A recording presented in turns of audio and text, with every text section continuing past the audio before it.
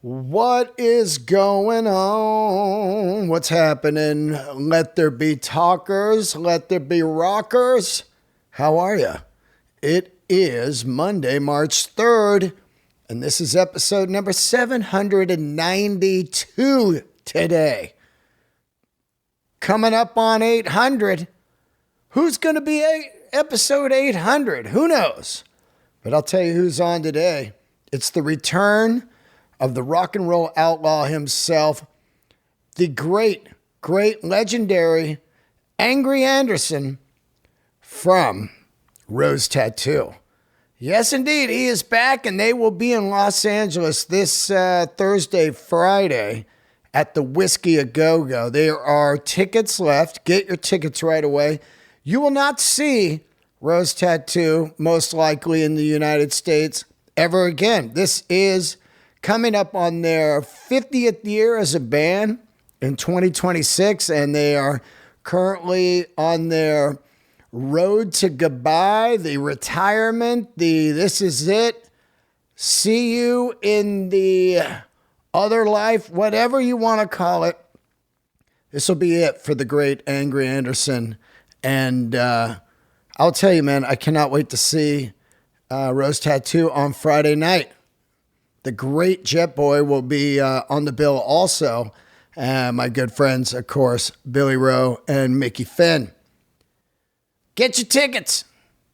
Speaking of that, I want to thank everybody who bought tickets to see me this past weekend here at the Punchline in San Francisco. There was some sold out shows happening, and man, did it feel good. I got to tell you, some of my oldest friends came by, and man, I got to say, the longer I do comedy, I am more blown away by the friends that show up and just support what I've been doing. We're old people, and they come out. Ed Berman, the great Greg Hips was there. Joey and Fletch were in the house. All kinds of old good friends. Who else? Rob came from Death Angel. Amazing. But one that really blew me away was Billy James from Alley Boys, a Bay Area band, and a great friend of mine back in the day that I have not seen or talked to in years.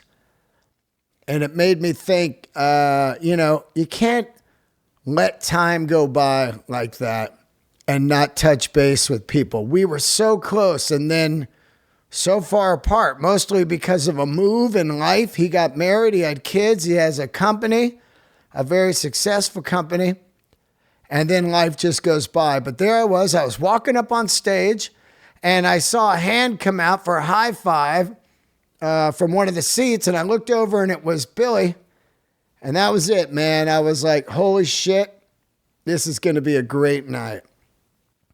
And I want to thank Molly and the entire Punchline staff for having me. It was a real epic weekend, and I'm starting to feel good about this new material. I mean, big time. I was loving it. I don't know if the people were just getting off on the energy. I don't know. The material is new, so you gotta work it in a few different states, clubs, areas, and see what happens. So next stop, Las Vegas. I will be going back there again, doing some more work at the Rio. And let me see when that is. Go to my website, deandelray.com, where you can go also and get tickets. That will be, let me see here. Sorry. March 24th through the 30th. Which happens to fall on the 7-year anniversary of me being passed at the Cellar, which is pretty damn cool. And then right after that, I will be in Austin, Texas, April 17th. And I think it's 18. Hold on. There's 2 nights. Joey Diaz and I are doing the Paramount Theater for the Moon Tower Comedy Festival. So there's some tickets left for the Friday night. Thursday is sold out. Austin, Texas, get it on. A couple other things, then we'll get into it. I want to tell you that Rose Tattoo does have a new single out and a video, so dive into that right away. And also, I want to give a sad goodbye to the legendary of the boutique amp world, and a man that absolutely fascinated me. And I was bummed I never got to talk to him on the podcast. He really changed my life. The great Mark Samson, the man behind Matchless Amps and later Bad Cat. And I'm not going to say he's the originator of the boutique amp world, because we can go back to Randall Smith at Boogie. We can go back to Dumble and all of that, Diaz amps. But I will tell you this, he was the one who built the most bulletproof AC30 type amplifier. He is the one that built a amp that looked beautiful on stage, and he was the one that brought back the point-to-point solder and exploded the market. For a good 5 years, it became crazy out there, and he was the man because of that. Rest in peace, my man. I do not know what happened, but obviously gone way, way too soon. All right. We are going to get into it. Before we do, just a quick shout out for the Patreoners. Frank Bernacki, thank you for the love and the donation. Bernie Guerrera, thank you for the love and donation. Brett Bledsoe, thank you for joining the Patreon. James DeWeaver, kicking ass, sending a little birthday gift there. And Arno the Frog, patreon.com/Dean Delray. Tons of bonus episodes. There's a fairly new one up right now. And I will be recording another one here in the next few days. I love all of you guys. And once again, from the bottom of my heart, thank you to everybody that came out to the San Francisco shows. I really loved the weekend. All right.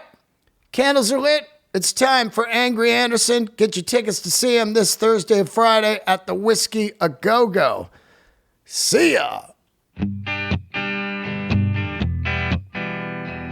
It's the return of the legend, Angry Anderson. Holy shit, dude. I love you. You know, the last time I talked to you, we were getting ready to go see you at the Whisky A Go-Go. And it's on this time, I've got to tell you. It's all happening. Oh, my God. I'm fired up. I'm going the March 7th one with my good friends Jet Boy, Billy Rowe, and the guys. Right.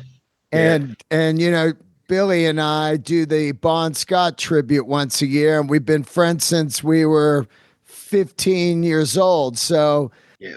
Well, you would know only too well that he was hot in contention to step in as a slide player there for a while. Yeah.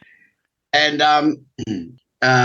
we've had a lot of problem with visas and the cost, and so we can't bring our bass player and drummer. Well, actually, the drummer wouldn't be allowed in to get a visa anyway because of his gun charges, etc. So we're using two local blokes, Scotty Chirillo, I think his surname is, and Johnny, they're friends of Ronnie Simmons, who's playing guitar with us because he lived in Los Angeles for over 10 years, and two very, very good players. Yeah. But it's a bit of a shame that something as piss weak as costs, but it's just they've made it so hard to get into the United States. The costs of visas and the paperwork and everything. I mean, it's like we're talking about Paul, our drummer. He spent 6 years in jail, gun-related charges, blah, blah, blah. But, I mean, he's been given an exemplary recommendation by his parole board. He's off parole now. He just keeps getting, even when he was in jail, he was getting recommendations from the governors and from his section boss and all that kind of stuff. And they were just saying, what a great, an exemplary prisoner he was. And because once he got off the shit, yeah, he came good again, right? See, so that was the proviso that he come back into the band, that he got off the gear, So, but anyway, it's just been really hard trying to get there, and we were kind of hoping that we would be able to do a club run next year, because it's our last year before we retire the band next year. We haven't given up on it 100%, but it's not looking good. It's just that they're just making it so hard. Yeah, it's a lot like when we want to go to Europe to play, or Canada. If you got a drunk driving, getting into Canada is like, oh my God, like, really.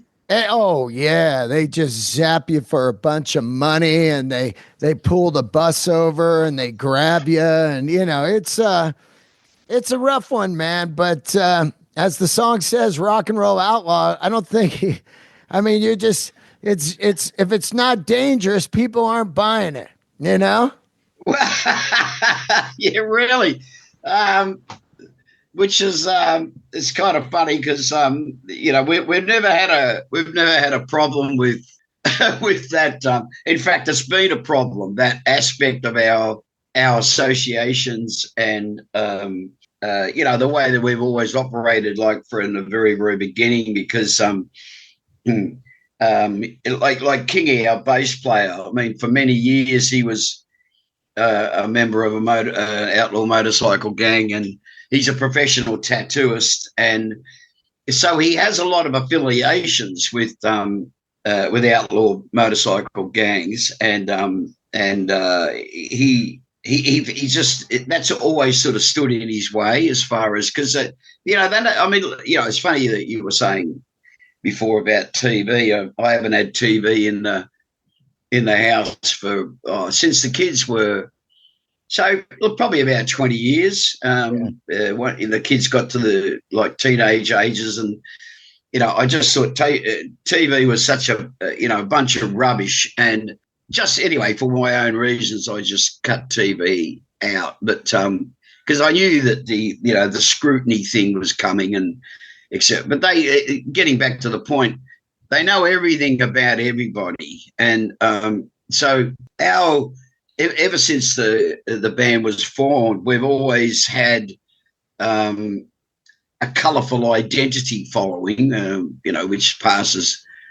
It's it's criminals, gang people, whatever, professional criminals, and motorcycle gangs, and we've always had that association, with the underworld, if you like, or the other side of life, the colourful side of life, and of course a lot of our friends are still active members of motorcycle gangs, and or colourful identities. I think that's the best way to put it. And so they know all that stuff now, because of this amazing scrutiny on every aspect of our life. They know everything about everything. I've had things brought up to me by levels of law enforcement. Oh, but what about this? And I'm just thinking to myself, well, fuck, how did you fucking know about that? That was fucking 30 years ago or 40 years ago, but they just know everything, that's the point. And so it makes it very difficult they don't understand, do they, that rock and roll bands, just because we associate with that other side of life, if you like, it doesn't mean that we're like that. It doesn't. Just because we associate with known criminals doesn't mean we are criminals. We're just but you see, there's a law over here called consorting. So if you spend any time in the company of a known convicted felon or criminal, that can be in court, that can be construed as you're consorting. In other words, you may be up to no good. You know what I'm saying? Can I just say something about your amazing background that you've got? So that's a real room. Well, it's an inspiration of a real room that I want. And in my mind, it's the look that I strive for the last 20 years or so of being a minimalist, getting rid of everything. Oh, okay. So when you pass away, you don't have to put your friends through a bunch of bullshit of like, look at all this stuff he had, you know? The other thing too is it looks very like, the sort of accoutrements, if you like, or I grew up in that sort of atmosphere because it's that very much that 60s, 70s. Yep. Decor, and I mean, I grew up with like lamps like that and chairs like that, and the wood paneling and all that kind of stuff. That so when I saw it, I went, oh wow, that looks like the house it looks like a room of the house that I grew up in. Yeah, they say cluttered house, cluttered mind, and I fully believe that. As a music writer and now a comedian and comedy writer for the last 16 years, I think the more open space for me, the more that it allows stuff to come from where it comes from, which is just somewhere, So I strive to get there because over the last 20 years, I've seen a lot of friends and my mother passed away, and you see the insanity of stuff. It's just like, what is all this stuff, Yeah. I practice a thing, not here in the office, but in the rest of the house, feng shui. Oh yeah. I know that well. Yeah. Even getting into burning stuff to get rid of the bad mojo in a place. Sage. Yep, exactly. Sage, yeah. Yeah. Well, there's other. See, I think I remember reading this in a how to make candle book, like how to make your own candles, and I started making my own candles there for a while, and I thought it's so fucking, it's not complicated. It's just like time consuming and whatever. But there's a lot of modern day candles because I had a research thing through FaceFart, and there's a lot of modern day candles made, which is why I was going to make my own candles, because they've got chemicals and shit in them. Oh yeah. That's equal to burning diesel fuel in your house, Some of them are, yeah. So you got to be very selective. I mean, there's a candle shop at our local mall, and they sell crystals and incense and hippie shit, no offense to any hippies, because right, I was a hippie myself when back in the 70s when hippies were hippies, but that's another story. But yeah, and so you pay a little bit extra, but they guarantee that they are naturally made, and there's a lot of beeswax and they make candles the proper way. Yeah, beeswax is what you want. Yeah, but there are some natural products, like tallow and blah blah blah. But the thing about I was talking to this young girl in the shop, and she was telling me she knew like the history of candle making. She's like, maybe in her late 20s, maybe 30s, typical, lots of beads and shit. good, very good looking woman too, but I might add. But anyway, having said that, and she said, like, once upon a time in the old days, candles were made, basically, or from animal products, and then they started to experiment with other products like beeswax, etc. But she said a lot of the old candles would not have smelt very well, so they were purely for functionary. So that was just for light. They hadn't got to the point where, oh well, maybe if we infuse some lavender into it or whatever, because I burn quite a bit of lavender infused candles because it creates a better, like a peaceful or a more relaxed frame of mind. When I get away from the city in my retirement, I'm going to plant a lot of lavender around the house. Here we are, two fucking rock and rollers talking candles. All right, now people are like, "What is this bullshit? Get to the new single."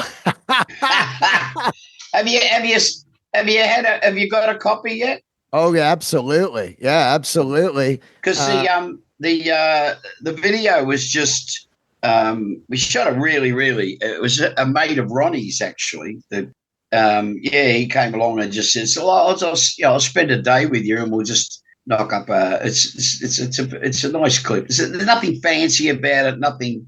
It's just an old-fashioned band clip, like just like the old days, because so it'll be out. The clip will be available soon to upload. February 27th, Hard Road, and it's Stevie Wright, another Stevie Wright song, a Vanda Albert production, a AC/DC. That's the old, world of that, and Rose Tattoo, and the ground zero of all that sound.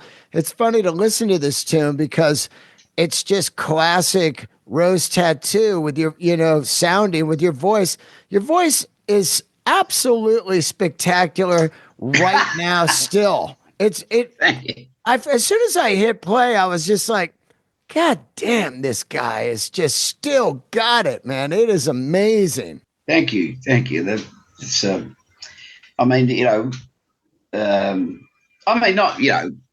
not above taking compliments, but I think one of the things that you're, alluding to, and too polite to say, is that some things deteriorate with age. My eyesight is deteriorating. My hearing is deteriorating. Your physical agility and your flexibility and stuff. And in recent times, I've been working. One of my sons, my eldest son, he some years ago, to enhance his own physical, he took a course to be a personal physical trainer, which he can do, but he doesn't do that. He just did it because he loves to take on challenges. He's one of those people that he's always doing something, and it's always something. I said to him some time ago, because I'm trying to write a book, and I said, I've got this learn to type program, and he went, "Oh, okay." He said, "Why is that?" And I said, "Well, because instead of being two finger typing, I'd like to be able to type like a stenographer, And he said, "Yeah." He said, He said, "I might have a go at that." I'd like to. He said, I'd like to learn to type. Never really thought about it, Dad. And I said to him a bit later, I said, "Galen, what would you, just out of curiosity, what would you use your typing for?" And he says, "Oh, I don't know." He says, maybe I might write a book about what it was like to have you as my dad." There's a book. Right. But it's funny about that, the application, because the other thing too, of course, is that as we get older, You know, the old thing about, if you don't use it, you lose it. Right. Now, that's usually geared towards, your physicality. But it also, like you were talking before about, the minimalist thing about etc. So a lot of people don't realize that has a direct, profound effect on the way you think and how you think. But so does the agility of your mind. So it's like, I remember years and years and years ago, they say, because I love crosswords and I love reading. There's a few activities you can do that stimulate your mind away from what you normally do. So you're a writer. And so if you were to, so those muscles, so to speak, in your head don't get lazy, you use a certain group of them to concentrate on what you do, which is writing. So there may be other parts, muscles, so to speak, in inverted commas, parts of your brain which will get, over the years, they'll get lazier because you don't use them. And that's the principle I'm alluding to, is that I think people have got to be encouraged to always be interested. And this goes back to, philosophically, the spiritual fascination that we have with life, or can have, should have with life, not just to live a good life, but to enjoy the experience in all its aspects, is that to not become jaded. And I read a very, very interesting thing, a series of things on FaceFart a while ago. There's that guy, Jordan Peterson, the Canadian guy. So anyway, he was sort of saying is part of what's going wrong with our young people is that they've been so saturated with a sensory overload of the unrealistic expectations of modern life, that they've become jaded. Anyway, let's not get started. That also comes down to, if you're speaking about jaded, is what I think has a lot to do with the streaming of music. There's just at your fingertips millions of songs, so you don't really care what work went into it. Where before, you and I like saved money to go buy a record, and you brought it home and it was like, oh my God. Yeah. But now you have no sense of what that took, because you paid $9 a month and you just go, nah. Or it doesn't even get into your soul and be like, oh my God, this is it. You're looking at the bingo. artwork. Yeah. So it's a huge problem. I do a bit about it where I say, hey man, don't do everything in your 20s, because you will run out of shit to do in your 30s and be bored as fuck. Yeah, take your time, It's crazy. It's crazy. You have to experience stuff. And I am hearing a certain select group of younger people that are turning off social media, and that makes me pretty fucking happy. They're out living. When I was young, we kind of understood why we were so angry, why we were so agitated. One of the things that I think, that's really sad about, and of course this makes me sound like an old bloke, which I am. I am an old bloke. I'm 77 years old. Wow. I kind of feel, from talking to my kids, and they're all, they're in their 30s. My daughter's 40. The two boys are in their 30s. I kind of feel when they talk about young people, I sit back as their dad and I think, here's my children talking about young people today, and they're young. I mean, they're only in their 30s, Right, but right. We have certain problems here to do with youth. And my kids that are now in their 30s, they're adults.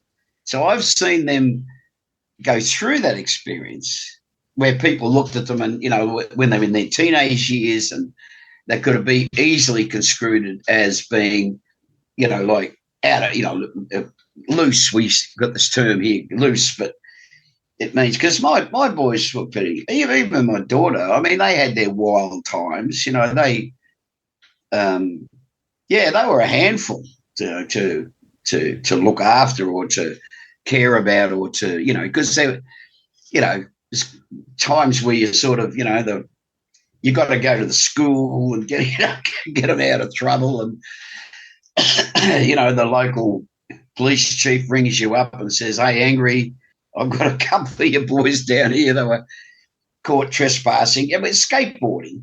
Yeah. But skateboarding, around a school or a government building or whatever, and where you come down and get them, you know what I mean? Like, just harmless stuff, but kids stuff. But it's interesting now that and Galen, the eldest boy, said to me one day, he said, Dad, I doubt these kids seem to be so fucking wound up, and so, they want to protest this and protest that.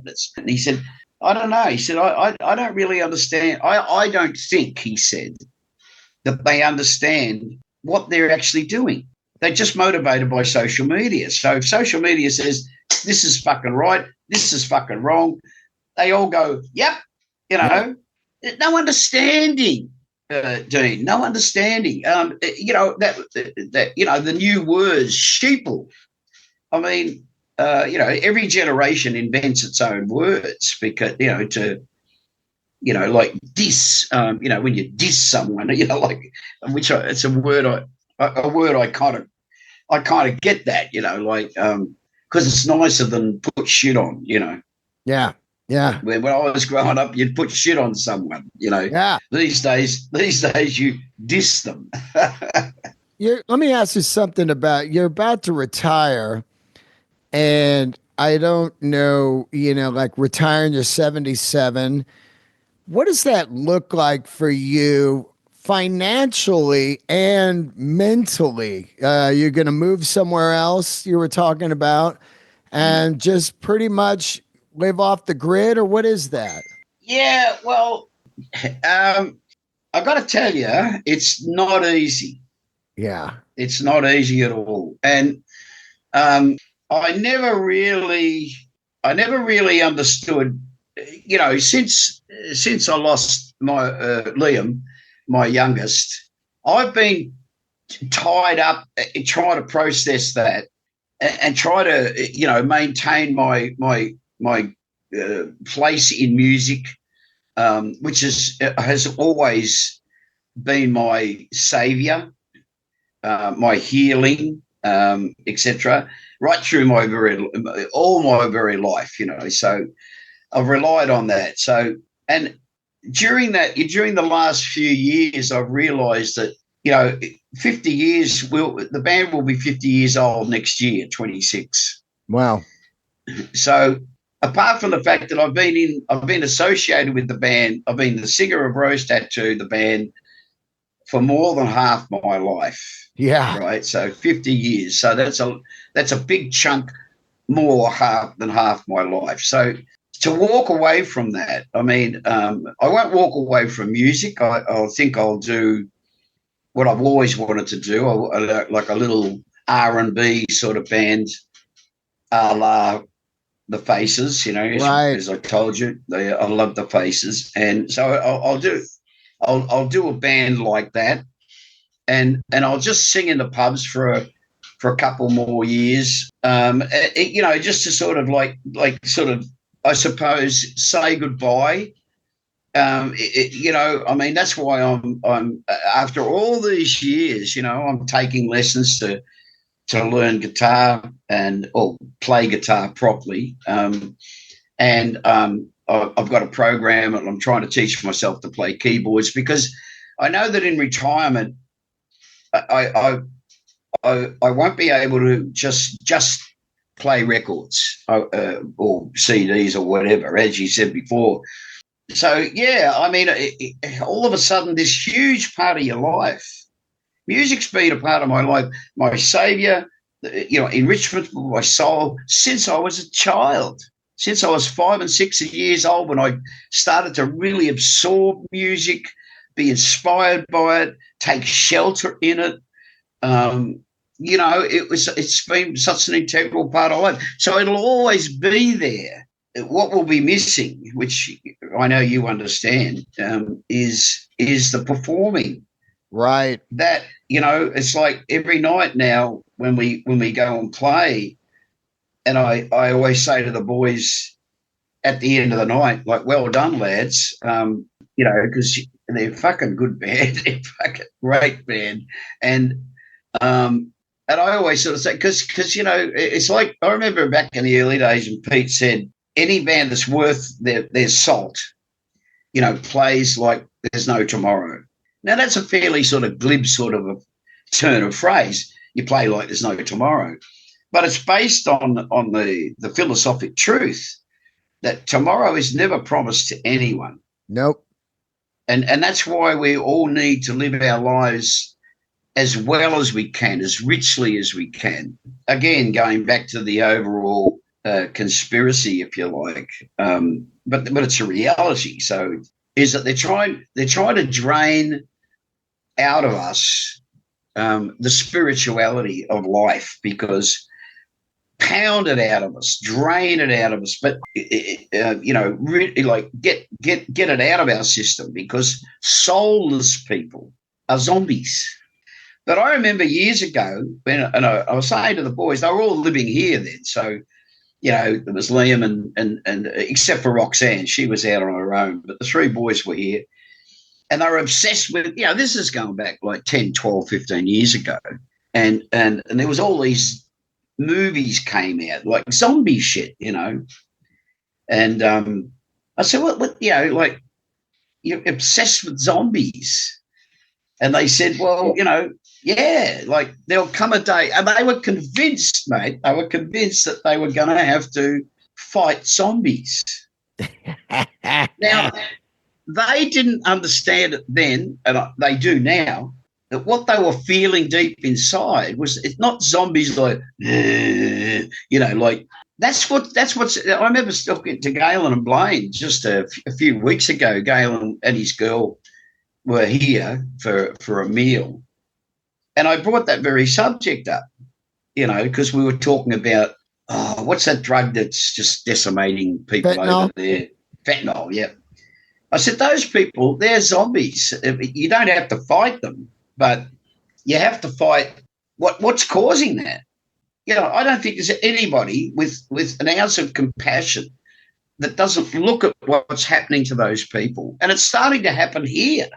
I mean, it's our main problem is ice.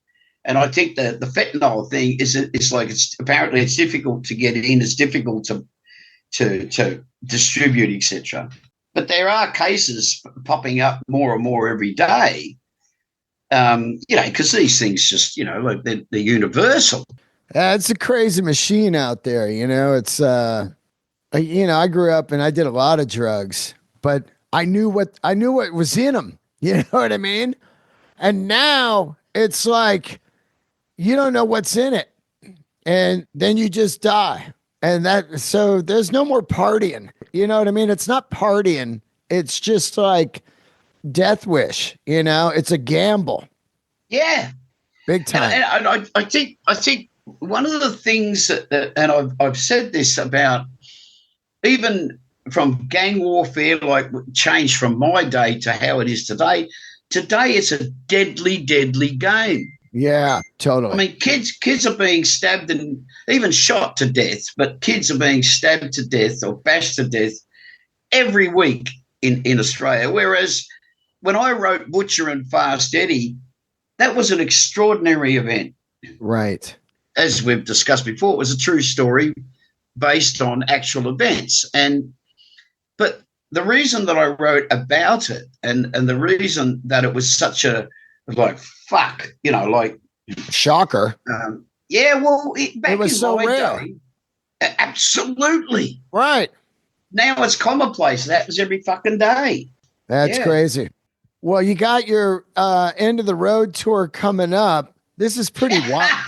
Yes. It's pretty wild to think about, though, man. This is going to be it for you Yeah. and a live rose tattoo experience, and kicking it off with a new single out February 27th, coming back over to the States, which I did not think was going to happen, and thank God it is. And, it really is a monumental event in a lot of people's minds, including mine, that were, listening to Rose Tattoo for 30, 40 years. Like you said, 50 years. I mean, I was 9 years old when you started, so just think about that shit, and you're still alive and you sound amazing. So this is, to me, a must-see event, man. I can't really stress this enough, people. Do not, I can't tell you how many times I tell people this. Do not say, catch them next time. There is no next time. And you could go like, every band says that. No, man. There's two things. There could be a real retirement, or people pass away. And if you take that for, you take that for granted. It's like, are you crazy? People die all the time now, and there's no guarantee. So get out there and see this End of the Road tour. Well, yeah, thank you. I feel a real there's been a shift in the wind here in Australia, and I'm not ungrateful that there seems to be an increased interest in the band, but we've been around. I've sort of looked at it and I thought, okay, let's try and understand what's going on here. The point is that we've been around for this time, all this time. So, of course, we would be taken for granted, because one person said, a journalist wrote, the consistently reliable band, and he was talking about our performances, but the fact, and he said, what we now realise is that in a couple of years there will be no more Rose Tattoo. And he was very complimentary, and he finished the article by saying, and who will take their place? And it was kind of a really nice thing to say. So we've noticed that there is this a great interest in seeing the band live, because it's momentous. I mean, before, when you quite rightfully, you sort of alluded to how it's affecting me personally, but us as a band, I mean, I can tell that it's not so much sadness, but it's within the band, the lineup, is this realization that like 2 years is going to go like that. Big time. It really does, man. How do you put together a set list for the farewell, man? I mean, obviously you're going to do the big ones, but there's a lot of years, there's a lot of records, and there are those people that are like wanting to hear a song you may have never played live before, Well, there's a couple that we probably wouldn't, possibly because we couldn't. But there was are you familiar with the album we did, the last album we did with Mick, Blood Brothers? Well, there's a track on that called City Blues, and it was a jam. And so I'm not real sure that we could replicate that. But yes, we fully intend to, and we've done it here. And the shame is that we won't get the opportunity to do it over there. I mean, although, and I can't say that I have too much optimism, but they're still trying to work on a way to get us to do a tour in United States next year, a club run, and we might only do like 10, 12, we might do 20 gigs, whatever. But again, it goes back to costs and visas and all that kind of stuff. So there's a lot of impediment in our way to pull that off. But yeah. So here in Australia, what we've been doing over the last couple of years is that every 3 months we'll change the set list. Oh, So that excellent. yeah, so that there's some songs that and some of them I gotta be honest. Some of them, there's a couple of them that didn't work as well live as we kind of thought they might. Oh, Or you can feel they, it when you fire it up. You're like, oh yeah, yeah, this yeah, one's not doing it. I've been yeah, there. Yeah. yeah. So you play it a few times, you give it a chance, and then you go, you know what, it's not working, so fuck it, we'll leave it alone. But yeah, we're trying to do that. We will record this lineup, obviously, by the album will be out by the end of the year. Next year, bringing Geordie Leach back in on bass, Wow. and hoping to do some gigs with Robert Riley who played with the Scarred for Life lineup, and we'll write some songs and record some songs too.